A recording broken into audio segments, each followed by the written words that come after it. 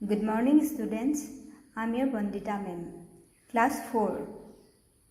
আজি আমি অসমীয়া ব্যাকৰণ বোধৰ পদ প্ৰকৰণ বা পদৰ ভাগ শিকিম।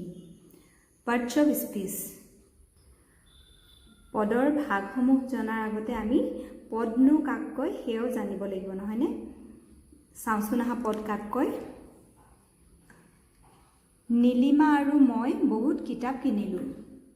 ওপৰৰ বাক্যটো মন কৰা। বাক্যটোত কেইবাটাও শব্দ আছে নহয়নে? এইটো এটা বাক্য, এই বাক্যটোত বহুতো শব্দ আছে। এই প্ৰতিটো শব্দই পদ। প্ৰতিটো শব্দকে পদ বুলি কয় বুলি কৈছে।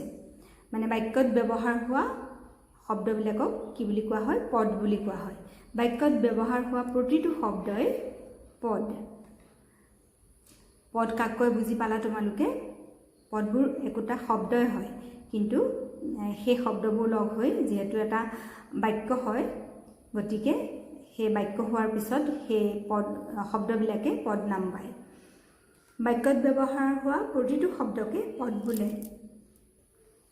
এই পদবোৰৰ আকৌ কিছুমান ভাগত ভাগ কৰা হৈছে। পদবিলাকক 5টা ভাগত ভাগ কৰা হৈছে সিহঁতৰ অৰ্থ অনুযায়ী।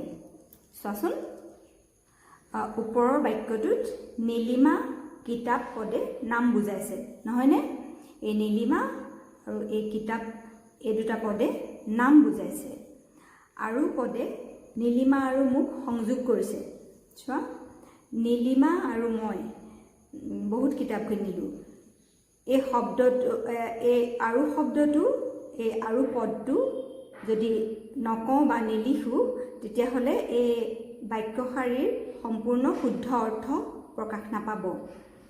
গতিকে আমি নীলিমা আৰু মোৰ মাজত এই আৰুটো লিখিব লগা হৈছে। আৰুটোৱে এই দুটা পদক সংযোগ কৰিছে। বহুত পদে কিতাপৰ পৰিমাণ বুজাইছে।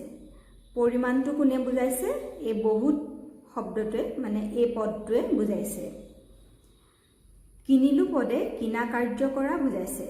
কিনা কাৰ্য কৰাটো কোনে বুজাইছে? এই কিনিলোঁ পদটোৱে বুজাইছে। এনেদৰে অৰ্থ অনুযায়ী পদক 5টা ভাগত ভাগ কৰিব পাৰি। কেইটা ভাগত ভাগ কৰিব পাৰি? পদক 5টা ভাগত ভাগ কৰা হৈছে। কিয় ভাগ কৰা হৈছে? অৰ্থ অনুযায়ী। বুজি পাইছা? সেই এই পদসমূহৰ নামবিলাক চোৱা। বিশেষ্য, বিশেষণ, সৰ্বনাম, অব্যয়, ক্ৰিয়া। এতিয়া আমি কি শিকিলোঁ? চোৱা, বাক্যত ব্যৱহাৰ হোৱা প্ৰতিটো শব্দই পদ নহয়নে? এই বাক্যত ব্যৱহাৰ হোৱা এইবিলাক একোটা একোটা শব্দ, এইবিলাকেই হ'ল পদ। পদ 5 প্ৰকাৰৰ। কি কি? বিশেষ্য, বিশেষণ, সৰ্বনাম, ক্ৰিয়া আৰু অব্যয়। এতিয়া তোমালোকে মনত ৰাখিবা, পদ কাক কয়? বাক্যত ব্যৱহাৰ হোৱা প্ৰতিটো শব্দই পদ। পদ কেই প্ৰকাৰৰ? পদ 5 প্ৰকাৰৰ। 5 প্ৰকাৰৰ নামকেইটা হ'ল এই বিশেষ্য, বিশেষণ, সৰ্বনাম, ক্ৰিয়া আৰু অব্যয়।